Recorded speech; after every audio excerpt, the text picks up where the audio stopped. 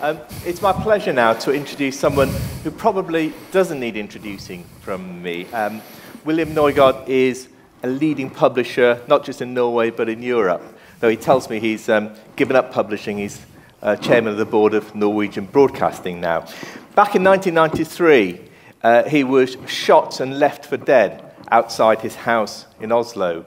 The perpetrators have never been caught, but it's almost certain, I mean, I don't think anybody doesn't believe, that it's the consequence of his publishing the satanic verses. That assassination attempt hasn't stopped him from being one of our staunchest defenders of free speech and speaking up for free speech wherever he can. So I can't think of a better person to talk about the lasting legacy of the Rushdie case. William Nygaard.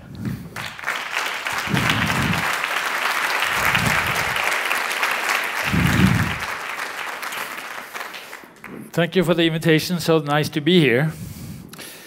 And let me put forward one basic question. What has the Rushdie affair taught us?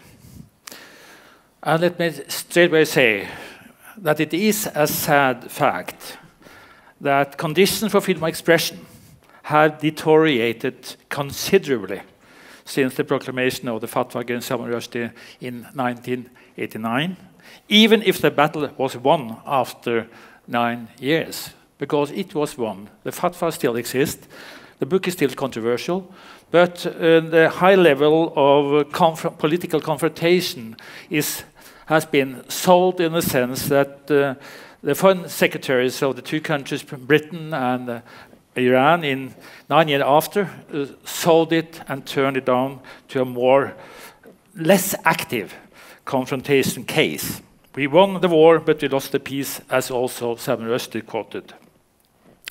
Since then, to a large extent, inspired by Ayatollah Khomeini's religious politics, political terror has been considered a legitimate means of gaining more religious and political power and influence. The position of freedom of expression as the most prominent factor in our democratic value system has been challenged continually, as I said, and hatred and violence fueled by religion has increased all over the world.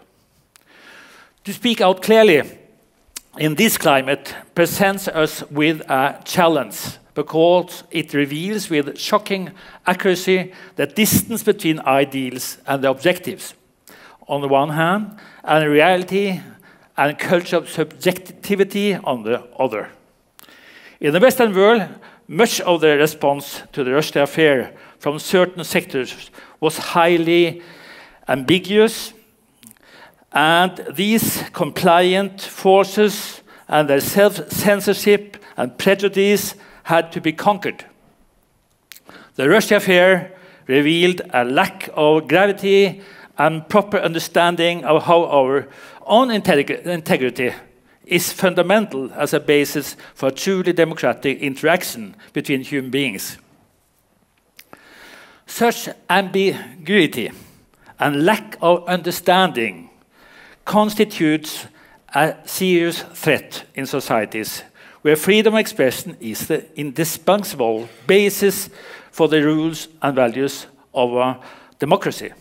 In Norway, we have seen how the investigation of an assassination attempt in connection with the publication here of the satanic verses has been bungled through lack of knowledge, denial of responsibility, and general slackness.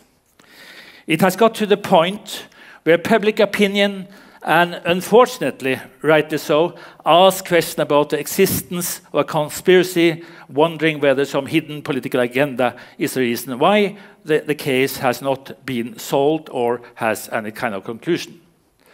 It seems incredible in a small society community, but the question is asked repeatedly: why are clear and concrete answers to unsettled questions not forthcoming?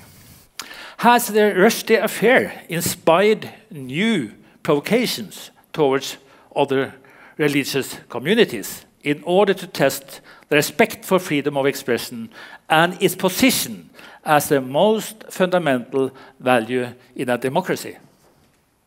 The Rushdie case is not to be blamed for any violent attacks. In fact, it was sensible dialogue that brought about victory in the case, not violence. It was a great victory for freedom of expression, but it also signaled the beginning of an era where the principle of freedom of expression continuously was being questioned and attacked. Thus, in a way, it is a Pyrrhic victory, because at the same time it was the Rushdie case that triggered many attacks on free speech and brought about violence against various types of statements, as well as provocations from Islamists and anti-Islamists alike. What we have experienced after the controversies of certain films, caricatures, and videos is to a large extent the result of a politically manipulated sensitivity in Muslim societies. Today, responsible politicians or the public in democratic societies will hardly reject caricatures or videos mocking the Prophet as being illegitimate. Many will claim that they are in bad taste, but there is a growing acceptance of the right of the speaker to express himself freely. It is not those who produce images and utterances, however tasteless they might be, who are to blame for the violence. It is those who resort to violence who must bear the responsibility.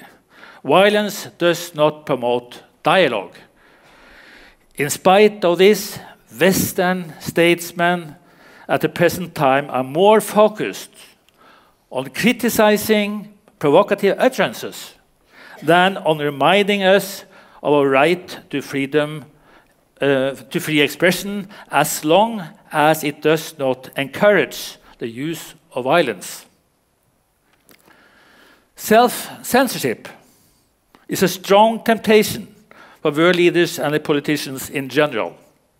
Self-censorship speaks of fear, and it corrupts true openness, confidence, and exchange of views among politicians, in the media, in the public opinion in general. The violent reactions we have seen from fundamentalist groups make cultural differences frighteningly visible. The ideal vision of mutual respect and dialogue probably exists for most people on both sides. But the big challenge arises when modern communication technology and the social media, with a mere tap on the keyboard, spread extremist statements instead of secular and rational arguments. In this situation, it is a paradox that those who gather for demonstrations use the same social media as those they demonstrate against. In both camps, the effect on mass psychology is critical. In the West, the result is fear and, again, self-censorship. In the East, accelerating hatred and violence. In a positive and ideal world, what do we think could happen? There may, in fact, be cause for optimism, even if there will be further provocations. But will the provocations have a lasting effect over a long period? Will such confrontations and crises lead to a new process? Will a psychological effect curb the violence and lead to greater insight among more people? Will those involved learn anything from the process? And will a gradual slowdown lead to a weakening of the evidence of Islam as a violent religion? There may be hope for a change towards a more positive evolution. It may demand a struggle between the good sense of the people, and the ambitions of their leaders. It will be a high-risk game, that's for sure, and it will take time. In a struggle for human integrity, which is the most fundamental issue of the Rushdie affair, we must start by fighting compliance and evasiveness in our own societies. Today's migrations which create increasingly multicultural and versatile Western societies, may weaken conflicts because of an increase in the knowledge of other religions and cultures. A secular society will emerge gradually with greater tolerance as a result. Self-censorship triggered by fear, prejudice, and ignorance must be defeated. Responsibilities in our own communities must be debated and made absolutely clear. This means responsibility and respect for freedom of expression and human integrity in the media, in schools, and among politicians. This is the very basis of our political and constitutional system.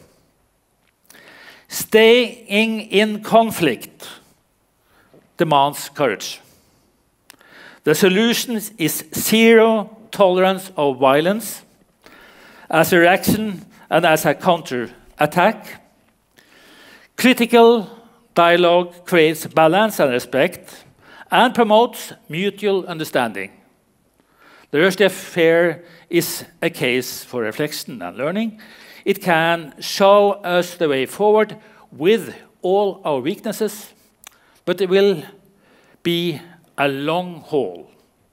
May the courage be with us. Thank you.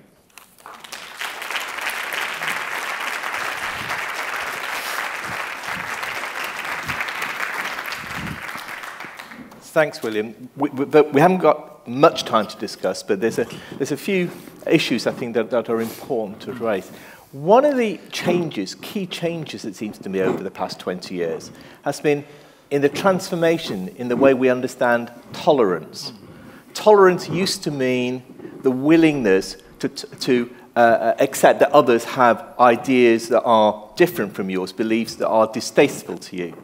Today, tolerance seems to mean much more the insistence that nobody else should express ideas that are distasteful to you or to your beliefs. And it seems to me it's in that transformation, turning the notion of tolerance on its head, that so much of what you call the retrograde movements of the past 20 years, that's what it expresses. It is difficult to say that tolerance in general as a term is a threatening term, of course. And if it is possible to keep tolerance on that level that we used to keep it as you define it, of course tolerance is important. But if we define tolerance in a sense like being lean back or not being courageous enough to stand up in political questions and use tolerance as a defense term, of course then we are short-termed, sliding into a difficult situation. And then we are again back to the next term, self-censorship, of course. When we talk about self-censorship, in a sense you could say that what's happened is that we've internalized the fatwa. Yes, we have done that. What happened to the fatwa? The fatwa is a religious thing. The fatwa cannot be somehow just put away. And, but politically, they did not use the fatwa anymore from 1998. The foreign minister of Iran and Robin Cook of Britain met at a high-level discussion and negotiation in the UN. And politically, the fatwa was put aside. And the Rushdie affair in Iran today is not a big case. But it is still a religious matter, and that cannot be somehow just cut as a term. But what happened was more important somehow. The aggressive confrontation of the Rushdie affair was the terrorism or the threat of terrorism. And that was a political matter, and that bit was solved. In a sense, what you're saying, the way we could look at what's happened over the past 20 years is that because liberals and the left have drawn back on the questions of free speech and free expression and vacated that space. That space has become occupied by bigots. So now those who stand up for free speech are often bigots, anti-Islamic bigots. And it's one of the great consequences of the left and of liberals moving out of that space. And it's one of the tragedies of the left giving up on the question of free speech, is that we've ceded the ground to bigots on that very question. Yeah. I would say that that space has definitely been filled up with, after the fall of the Soviet Union, we had a shift after a vacuum period. And we got definitely the confrontation between two religions, and one religion also driven by politics. And it has had a tragic effect. I think that the way of solving it not standing back, of course not standing back, it is, I think also that the effect of the caricatures, the videos, the effect of what we have seen of demonstrations, in the long run, as long as it not lead to violence, may in fact have a positive effect. This is of course controversial, but in the long run it will lead to some kind of curiosity, looking for what is behind this. A slow secular process might increase. This might even be naive, but I think it is important to put forward in a positive way. And in the same way, I think really that we have no choice actually towards multiculturalism. This is part of a new world, and also with that accept, it is natural and logic to see that mutual knowledge about different cultures will increase and lead to more peaceful societies. Yeah, I'm not sure that I'd be as optimistic as you are about this, but unfortunately we've run out of time. Yeah. It's a kind of, we can have this discussion all afternoon. Yes. But can I, my thanks to you, not just for this afternoon, but for your decades in publishing and your standing up for free speech in the wake of the Rushdie affair. Thank you.